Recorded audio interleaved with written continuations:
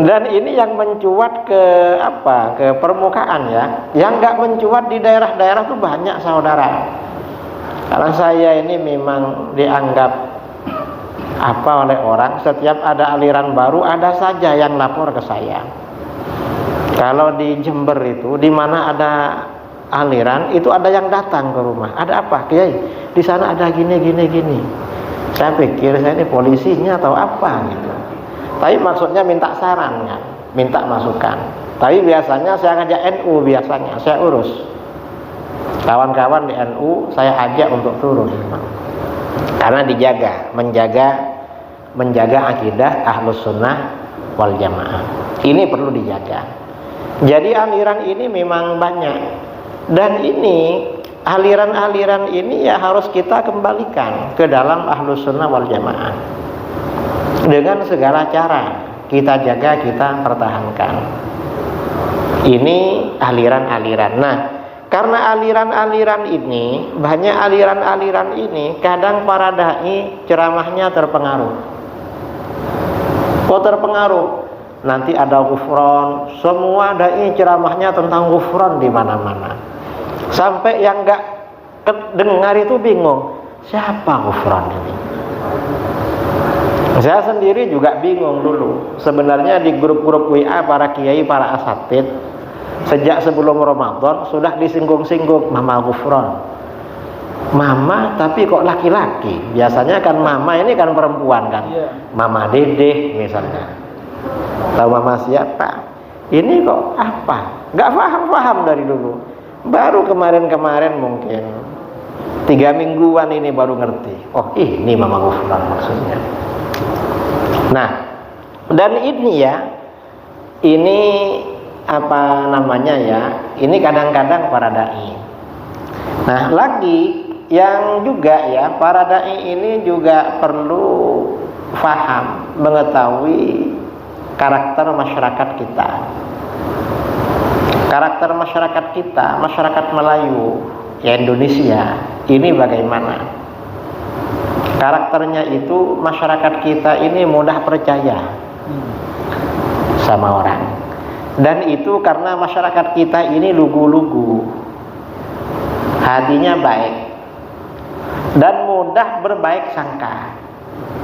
Misalnya ya, ada takbir akbar, orang-orang kumpul, tiba-tiba ada mobil datang, lalu yang turun baju putih bersorban, itu nanti cium tangan semua.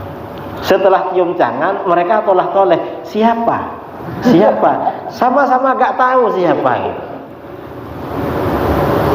Ini masyarakat kita memang mudah husnuzan.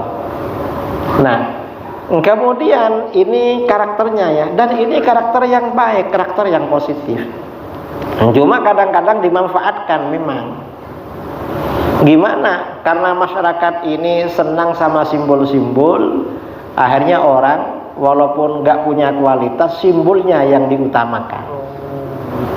Kemana-mana pakai baju putih, pakai sorban, pakai gamis, nggak ngerti apa-apa. Nanti masyarakat pasti hormat itu. Kadang-kadang begitu. Ini karakter. Nah, kemudian para dai ini juga yang diperlukan. Apa sebenarnya yang perlu diprioritaskan di dalam dakwahnya kepada masyarakat? Nah, yang perlu diprioritaskan kepada masyarakat itu di dalam berdakwah ya, pertama, kita ini kan Islam. Di dalam hadis itu sabda Rasulullah SAW, buniyal Islam ala khamsin. Islam itu dibangun di atas 5 perkara. Apa? Yang pertama, syahadatu alla ilaha illallah wa anna Muhammadan Rasulullah. Bersaksi bahwa tiada Tuhan selain Allah dan bahwa Nabi Muhammad adalah utusan Allah. Nah, ini maka prioritas pertama, masyarakat ini harus ada penguatan akidah. Jangan sampai masyarakat ini tidak kenal akidah Ahlus Sunnah wal Jamaah. Nah, para ulama dulu dalam rangka ya menanamkan sifat asyhadu alla ilaha illallah wa anna Muhammadar Rasulullah, membangun konsep akidah yang disebut dengan sifat wajib 20. Padahal bukan 20, karena ada kitab Melayu ya, yang dipelajari bahasa Melayu itu, tulisan Arab Pigun. Itu bilangnya sifat 20, isinya 50 itu. Mengapa 50? Sifat wajib 20 bagi Allah, sifat mustahil 20 bagi Allah, satu sifat jaiz bagi Allah.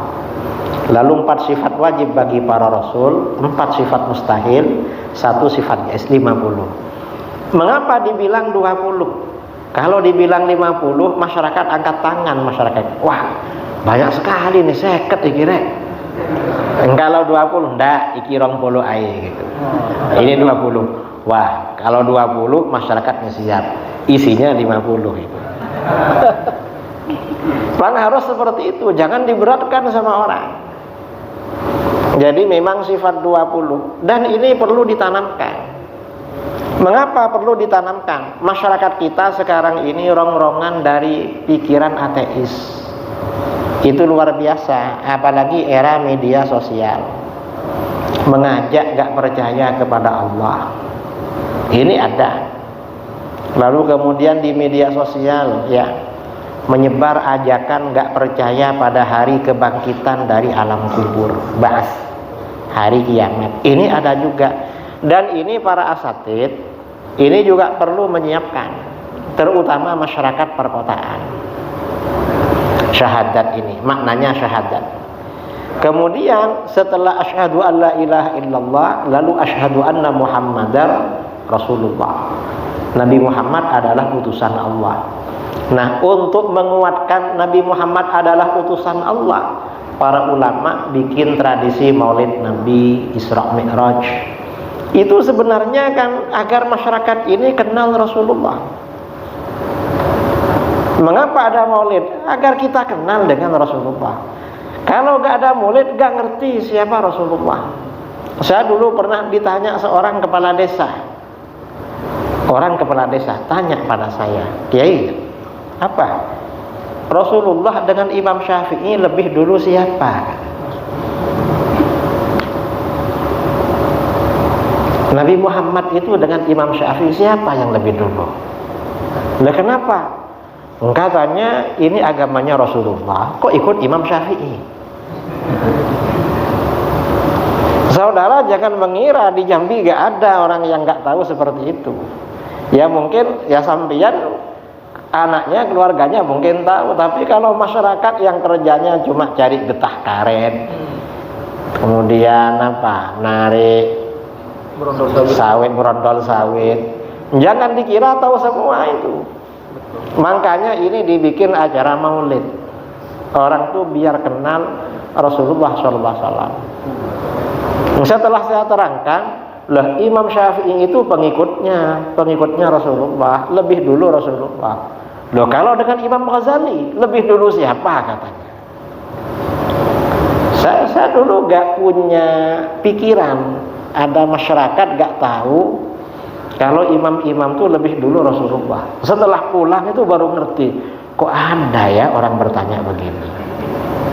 Artinya apa? Kadang-kadang dai ini kan bingung, penceramah itu. Bingungnya apa? Mau ceramah apa sama masyarakat? Dalil yang mau disampaikan dalil apa kira-kira? Karena biasanya ya dalil-dalil konvensional itu yang disampaikan oleh Pak Kasih tadi, la in syakartum la azidannakum, itu terus yang disampaikan dalilnya, nggak ada dalil lagi. Sama kalau yang Wahabi dalilnya cuma satu. Apa dalilnya? Al yauma akmaltu lakum dinakum. Nanti semuanya dibid'ahkan. Mengapa? Agama sudah sempurna, gak perlu ditambah-tambah. Dalilnya al yauma akmaltu lakum dinakum. Lah Wahabi pakai dalil itu terus dari dulu sampai sekarang, umat Wahabi masih percaya itu. Masih percaya ikut Al-Quran hadis. Masa Al-Quran cuma itu aja? Nanti kalau hadis yang disampaikan kullu bid'atin dhalalah. Kan itu aja yang disampaikan. Tapi masyarakat percaya. Ini jadi artinya apa? Yang masalah akidah ini harus menjadi prioritas. Jangan sampai masyarakat gak ngerti akidah. Kalau sudah berbicara akidah, maka nanti pindah ke rukun iman. Kan rukun iman itu antu binabillah wa malaikatihi, beriman kepada para malaikat. Karena kita ini wajib beriman kepada para malaikat, maka wajib takzim kepada para malaikat. Kalau sampai meremehkan malaikat, hukumnya murtad. Ghufran itu bilang, saya kapan saja bisa panggil malaikat Jibril. Memangnya dia itu bupati, malaikat Jibril anak buahnya gitu. Nggak boleh gitu itu. Tapi kan jamaahnya itu kan banyak Ghufran itu. Kalau ceramah mungkin yang mau datang lebih banyak dari yang datang ke sampean sebagian itu.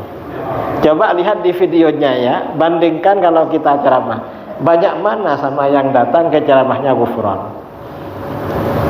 Dan kan nggak boleh kan, kata para ulama, ketika kita menyebut Allah, menyebut malaikat, menyebut para rasul, harus takzim. Dan gak boleh main-main. Saya bisa panggil itu. Malah Ghufran itu bilang apa katanya? Dia katanya bisa nyuruh malaikat mungkar nakir agar gak nanyain pengikutnya. Ya mungkin pengikutnya yang masih hidup, ya gak ditanyain. Kalau sudah mati, siapa yang bisa? Wong itu alam lain.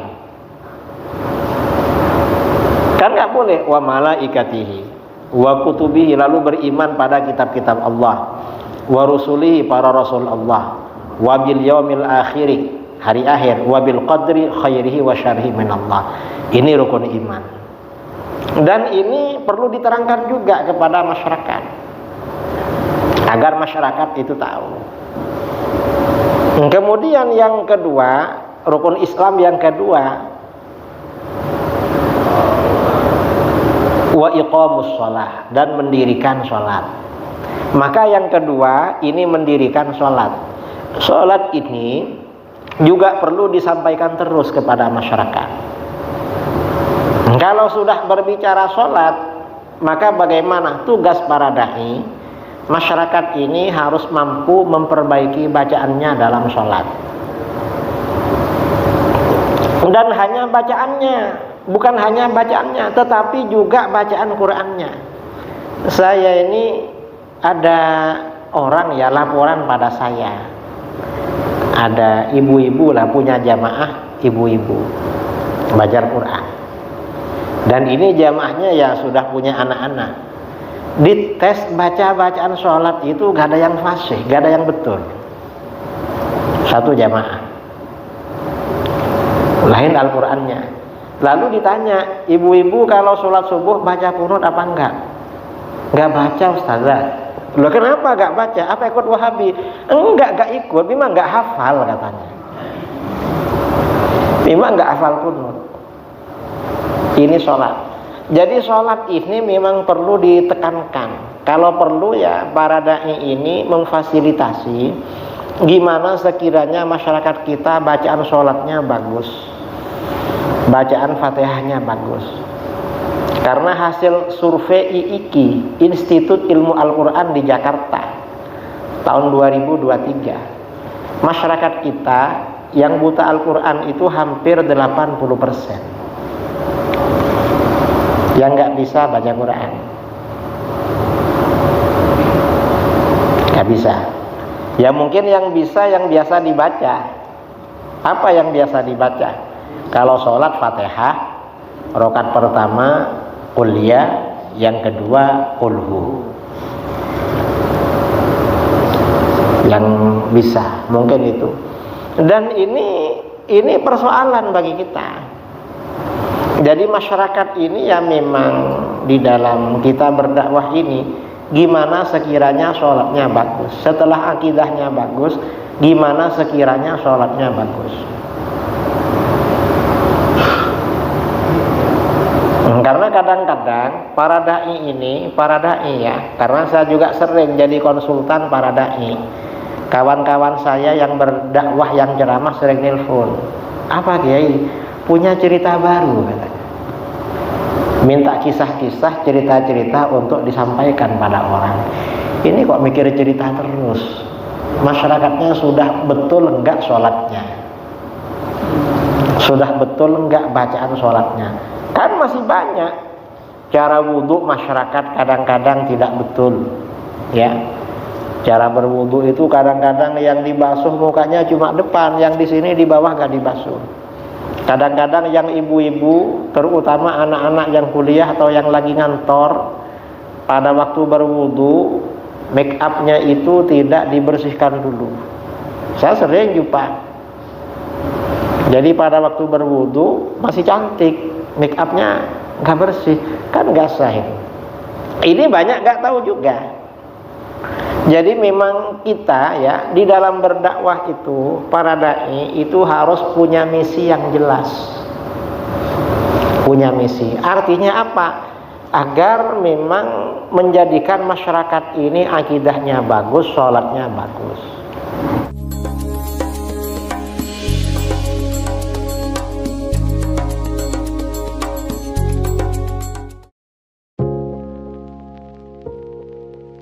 Assalamualaikum warahmatullahi wabarakatuh.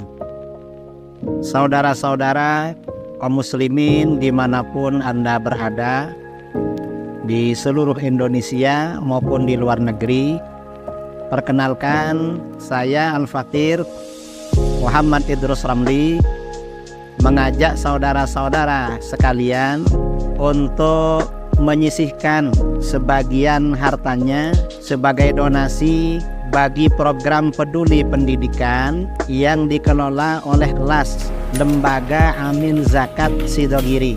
Program ini merupakan bantuan untuk biaya pendidikan yang diberikan kepada anak didik binaan LAS Sidogiri yang meliputi 1. Beasiswa anak yatim dan duafa, 2. Beasiswa anak berprestasi, 3. Peningkatan SDM guru, dan 4. Penugasan dai dan atau tenaga pengajar. Silahkan saudara-saudara, kami tunggu donasinya melalui rekening yang tertera di video ini. Insya Allah harta kita akan semakin berkah, semakin dimudahkan, semakin lancar, semakin bertambah. Amin, Allahumma amin. Dari saya, Assalamualaikum warahmatullahi wabarakatuh.